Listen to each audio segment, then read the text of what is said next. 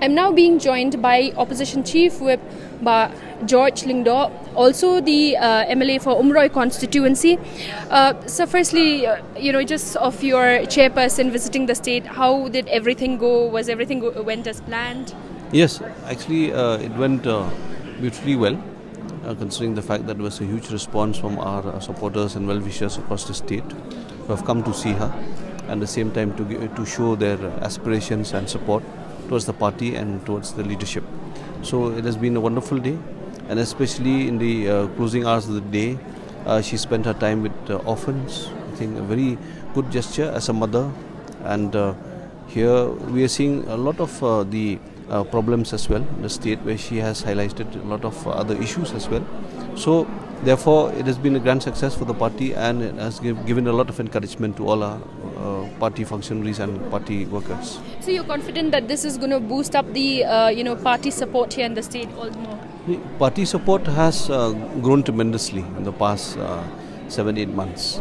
I think this is the fastest growing party in the political history of the state. It's in just little time we have been able to build so much across the state with the strong party organization as well.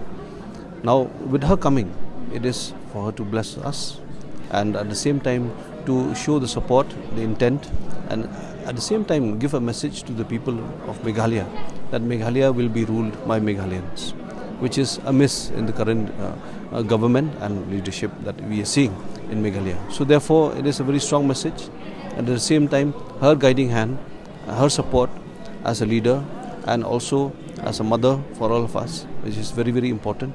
So she will keep on giving us a few tips here and there. Wherever required, we will seek her help. But then it is for us and for our state, which is more important, that she has said also that Meghalaya is for Meghalayans, and it is by Meghalaya, for Meghalaya, which is very, very important for the state. Now, any new directions that shifts given the party leaders, and what steps to go ahead now? One, I think the first thing that we have seen is the launch of the Women Empowerment Card, which is a very important initiative and also a hope for the people. Many promises have come and gone, but then this is the first time that a political party has brought into its ambit, into its manifesto, the intent of the party to ensure that there is financial support and assistance to the families, all families across the state, where a woman from every family will be selected and given the assistance, which is very, very important considering the number of families that are being burdened with a lot of the things that are going in their lives. Now, coming to the upcoming general elections 2023, how is the party's campaigning process going on right now? As far as the party campaign is going on, I think you must have witnessed a lot of crowd pulling events have happened across Khasi, Jaintia and Garo Hills. So we are boosting our party cadre. We are moving from village to village. At the same time, people are also responding very well. So it is a very positive kind of response that we are seeing, and therefore we have high hopes. If people show this kind of support and continue to work hard from the party cadre, party leadership side, we, I think, should see a good future. We've seen that, Mamata ma'am today, she did address about the issue of how everyone that has that notion that TMC is a Bengal party and all of that. Now, if we talk about your constituency, it's, a Khasi-dominated constituency. So, will that be a setback for you, or do you have any kind of fear? No, I think this is only a thing that has been put in by people who with limited vision, with limited understanding of politics. Because if you talk about the origin of all parties, even the founder of the Congress was a Bengali. The most prominent leader of the BJP was also a Bengali, who had founded the BJP back then. NPP is a party from Manipur. So all these things are just narratives that are trying to divert the minds of the people, because I think they have a fear that our leadership has got the confidence and support all across the state. And as I had said, now for a new party to show this or to get this kind of a response, I think it is tremendous, and this shows that how much people have linked themselves with the hope and aspirations that our people are showing, our party is showing them forward.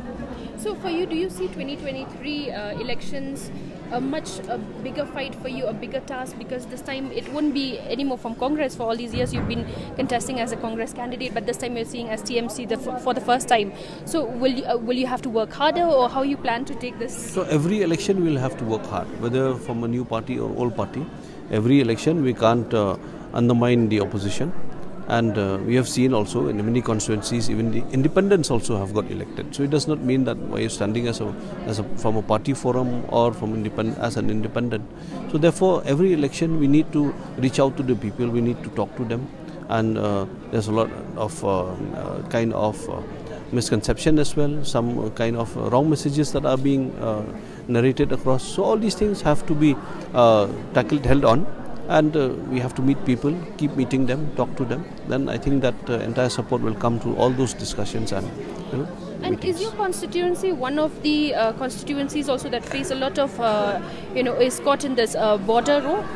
No, not my constituency. So what are the major issues that you face in your constituency? See, a lot of neglect has been there from the government in terms of road, in terms of connectivity, in terms of the implementation even of the Jal Jeevan mission. There has been a lot of problems, even though we have highlighted. The block development office has not been getting the support. There has been a lot of delay in the implementation of the schemes. People are frustrated because funds have not come. The village employment councils in the implementation of the MG and RG are burdened with debts. People don't want to come forward to take up employment guarantee schemes as well. So therefore, these kind of frustration we are seeing in the ground, and farmers have been long neglected. Government felt that just by giving 5,000 they would erase all the woes and problems of the farmers. But then that I think is kind of a thought that has been conceptualized by a few consultants here and there, not knowing that the actual problems of the farmers on the ground are totally different.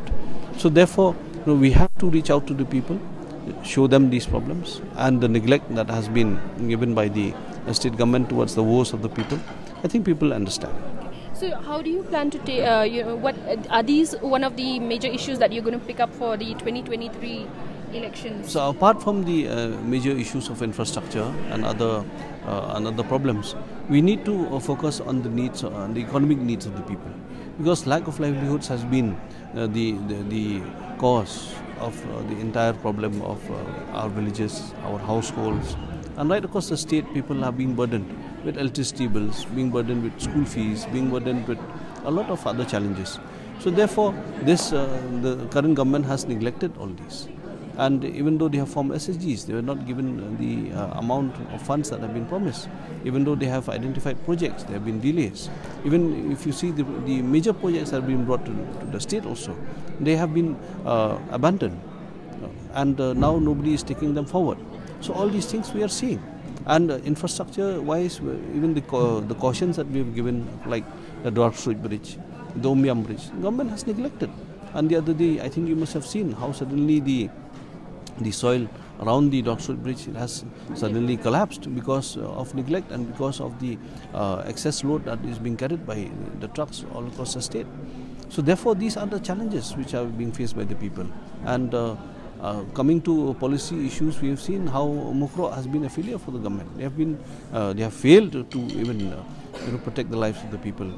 Not that it was a surprise, because leaders from there have continuously raised their voices and concerns. They have even visited the Chief Minister also, particularly to tell their problems and narrate the agonies. But then all we got was a blind eye and a deaf ear. And now, after people have lost their lives, there are crocodile tears being shed. We are there for our people, and all that narratives are being circulated. But then we should be there for the people, right from day one that you are in government, not at the time that when tragedies strike, and then these are all avoidable. In fact, these were all avoidable circumstances. Thank you so much for your time.